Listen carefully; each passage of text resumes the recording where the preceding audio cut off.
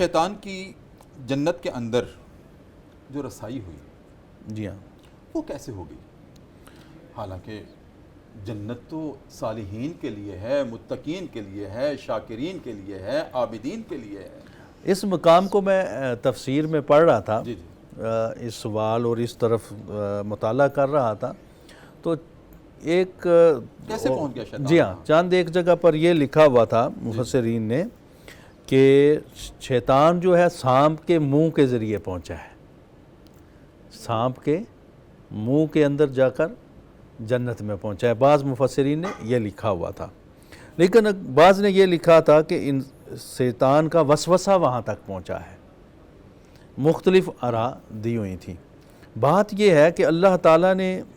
جو چیز بھی تخلیق فرمائی ہے اور جو چیز بھی اس نے رکھی ہے تو وہ قدرت بھی عطا وہی کرنے والا ہے، اس آزمائش کے لیے، آزمائش کے لیے وہی جو ہے۔ اب دیکھیں شیطان کو، دیکھیں کہ شیطان انسان کے اندر کیسے داخل ہوتا ہے، کیسے گردش کرتا ہے، جیسے خون گردش کرتا ہے، ہمیں دیکھنے کو تو نظر نہیں آتا، لیکن وہ انسان کے جسم میں خون کے دورے کی طرح گردش کرتا ہے۔ اس کو ایک رسائی اللہ تعالیٰ نے دی ہے۔ دوسری طرف اللہ تعالیٰ نے اپنے بندوں کو قدرت دی ہے کہ وہ اس کی جو ہیلے سے، اس کے وسوسے سے محفوظ رہتے ہیں۔ جیسے انسان کتنا ہی نیک ہو، جی ہاں، کتنا ہی متقی ہو،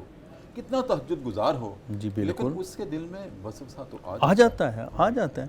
وسوسے آتے ہیں۔ جی اللہ تعالیٰ نے جو انبیاء علیہم السلام معصوم بنائے ہیں، انسان کی بات کی، جی ہاں جی، انسان جو عام جو ہیں وسوسے آتے ہیں۔ تو اسی طرح اللہ نے جو کہ امتحان مقصود تھا، خاص حکمت اس کی مقصود تھی جس کے لیے امت کو ایک درس دینا تھا اور یہ نظام چلنا تھا۔ ٹھیک ہے، اگر حضرت آدم علیہ السلام جنت میں رہتے، یہ اللہ تعالیٰ کا یہ جو نظام بنایا گیا ہے تو پھر کیسے چلتا؟ تو اللہ تعالیٰ نے یہ سارا ایک جو ہے نظام ترتیب دیا تھا، ایسے ہم کہہ سکتے ہیں۔ جی ہاں، ٹھیک ہے ڈاکٹر صاحب، اللہ نے امتحان کے لیے ان کو کہہ دیا کہ اس درخت کے قریب نہیں جانا۔ بالکل۔ ویسے اس درخت کی بھی کوئی مفسرین نے وضاحت کی ہے کہ کون سا درخت تھا؟ ہاں جی، اس کو بھی میں نے مفسرین کے تفسیر جب پڑھ رہا تھا، مطالعہ کر رہا تھا، میں نے کہا کہ دیکھوں کہ یہ شجرہ کون سا ہے، چونکہ اللہ تعالیٰ نے فرمایا وَلَا تَقْرَبُوا الشَّجَرَةَ هَٰذِهِ الشَّجَرَةُ، تم نے اس درخت کے قریب نہیں جانا۔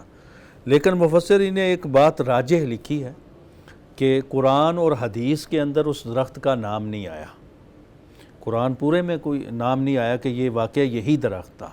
اور حدیث میں بھی نہیں آیا، لیکن مفسرین نے اپنی آراء یا جو اندازے لگائے ہیں اس میں بعض نے کہا کہ یہ گندم کا درخت تھا، بعض نے کہا کہ یہ انگور کا درخت تھا، مختلف درختوں کی انہوں نے بعض نے جی ہاں، یعنی وہ کلیئر اور کرسٹل جو کہتے ہیں نا، قرآن اور حدیث میں اس کا نام نہیں آیا، وہ ایک درخت تھا ہذہ شجرہ، جس سے اللہ تعالیٰ نے منع فرمایا تھا۔ اب درخت سے وہ ایک تمثیل بھی لے سکتے ہیں کہ ایک چیز سے منع کیا تھا، ایک چیز سے منع جو مقصود تھا،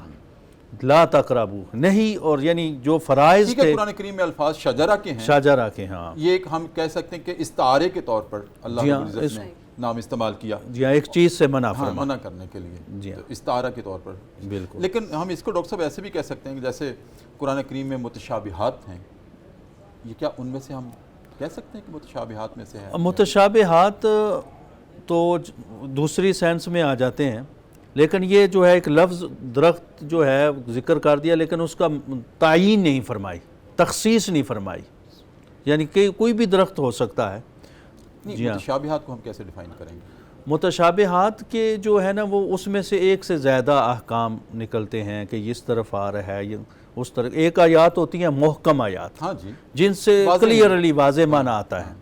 ایک جو ہے اس سے ایک سے زائد معنی کئی اعتباروں سے، یہاں بھی تو ایک سے زائد معنی آ رہے ہیں نا، لیکن تعیین نہیں ہے یہاں، ہم یہ کہیں گے تعیین نہیں ہے، تعیین تو متشابہات کی ہم بھی نہیں کر سکتے، جیسے حروف مقطعات ہیں، جی ہاں، ان کی تعیین بھی مفسرین نے ایسٹیمیشنز ہی کی ہیں، اس سے مراد یہ ہو سکتی ہے، یہ ہو سکتی ہے، یہ ہو سکتی ہے، بالکل ہاں، تو اسی طرح ہم اس کو بھی ایسے بلکہ حروف مقطعات سے ہی سورہ بقرہ کا آغاز ہوتا ہے، تو اگر ہم اس کو تھوڑا سا غور کریں تو اللہ تعالیٰ نے جب الف لام میم ارشاد فرمایا تو الف لام میم ذالک الکتاب، تو اس پہ میں پورے قرآن پاک پہ غور و فکر کر رہا تھا، کئی دفعہ غور و فکر کیا کہ جہاں بھی حروف مقطعات آئے ہیں اس کے بعد اللہ تعالیٰ نے ڈائریکٹ قرآن کی بات کی ہے، تو میری نگاہ گئی کہ یہ حروف مقطعات قرآن کا عنوان ہے، یعنی کتاب کی طرف اشارہ کر رہے ہیں، چونکہ اس کے بعد ڈائریکٹ اللہ تعالیٰ جو ہے قرآن کی بات کرتا ہے، قرآن کی عظمت کی بات کرتا ہے۔ اسی جگہ پر فرمایا ذالک الکتاب، وہ کتاب، پہلے کتاب کا تو ذکر نہیں ہے۔ تو مراد ہے کہ الف لام میم کے اندر جو ہے نا یہ حروف ہیں، الف اور لام اور میم قرآن کے ان الفاظ کے حروف ہیں جن سے وہ کنٹین ہوئے بنے ہیں، تو اس طرف یعنی اشارہ ہے ان حروف مقطعات۔ دوسرے معنی میں اگر ہم کہیں تو حروف مقطعات قرآن کی عظمت کا عنوان ہے، صحیح، قرآن کی عظمت کا عنوان ہے۔ کیوں؟ ہر صورت جس کا آغاز ان سے ہوا ہے، یاسین والقرآن الحکیم،